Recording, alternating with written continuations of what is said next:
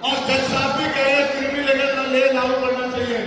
मैंने पार्लियामेंट में पूछा कि भारत में कितने शेड्यूल कास्ट के लोग, शेड्यूल ट्राइब के लोग अरबपति बन गए, इसका डाटा आपको सार्वजनिक करना चाहिए, आर्थिक आंकड़े सार्वजनिक करने चाहिए, तब हमें पता लगेगा कि क्रिमी लेयर की स्थिति में हम आए या नहीं आए। आपको शायद जानकारी नहीं है, मैं आपको बताता हूं, आज भी बहुत सारे पदों को एनएफएस करके, नोट फॉर्म सुटेबल करके हमारे योग्य लोगों को नौकरी से निकालने का काम ये सरकारें करती है, क्योंकि कलम की ताकत उनके हाथ में होती है। जिनकी राजसत्ता पे कब्जा होता है, हमारे लोगों का राजसत्ता पे कब्जा नहीं है, इसलिए सारी योजनाएं हमारे खिलाफ बनती हैं। हमारी ये भी मांग है, जिस पर मैं गौर कर रहा हूं, सरकार ने कहा, मैं आज इस पर भी बोलूंगा, आज अगर मैं इस पर नहीं बोलूंगा तो हमारे लोगों को पता ही नहीं लगेगा देश में क्या हुआ। सरकार ने कहा कि वर्गीकरण लागू होना चाहिए। मैंने आपको बताया कि बातें तो बहुत लोग करते हैं, लेकिन जब आरक्षण पे हमला होता है, जब और किसी तरीके से आरक्षण को खत्म किया जाता है, जब गांव-गांव जाके लोगों को समझाने का प्रयास किया जाता है, तब जिन जातियों को आज सरकार के इशारे में गाली दी जा रही है, उनको भी उन्हीं की जिम्मेदारी मान के लोग घर में बैठ जाते हैं कि भाई यही आरक्षण की रक्षा करेंगे, यही अधिकार की रक्षा करेंगे। लेकिन सच ये है, अगर सरकार की मंशा वर्गीकरण के जरिए वास्तविकता में निचले पायदान में बैठे अंतिम व्यक्ति को ऊपर उठाने की होती, तो जिस तरह से 10% आर्थिक आधार पर आरक्षण की व्यवस्था की गई थी, 10% आरक्षण की व्यवस्था डीएससी के भाइयों के लिए, डीएससी परिवारों के लिए सरकार कर सकती थी।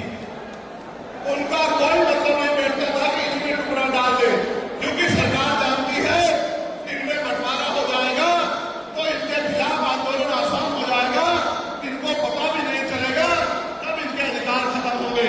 मैं आपसे कहना चाहता हूं, सरकार बताए उनके पास वर्गीकरण की क्या पॉलिसी, किस आधार पर वर्गीकरण करना चाहते हैं, कौन से आंकड़े उनके पास है, कौन से डाटा उनके पास है। मैं सरकार से जानना चाहता हूं, सरकार कमेटियां बना दे और वर्गीकरण किस फॉर्मूले में करेगी ये भी बता दे। हम सरकार को भी सुनना चाहते हैं। अभी देश में पिछले दरवाजे से कुछ नहीं होगा, जो कुछ होगा हमने सामने होगा। अगर हमारे अधिकारों की बात आएगी तो लड़ाई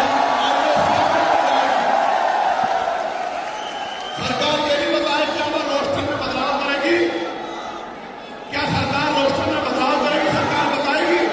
हमारे लोग तो अभी सही तरह चीजों को नहीं जानते। मैं ये भी विश्वास दिलाता हूं, स्पेशली डीएससी के भाइयों को कह रहा हूं, मेरी बात को गौर से सुनना।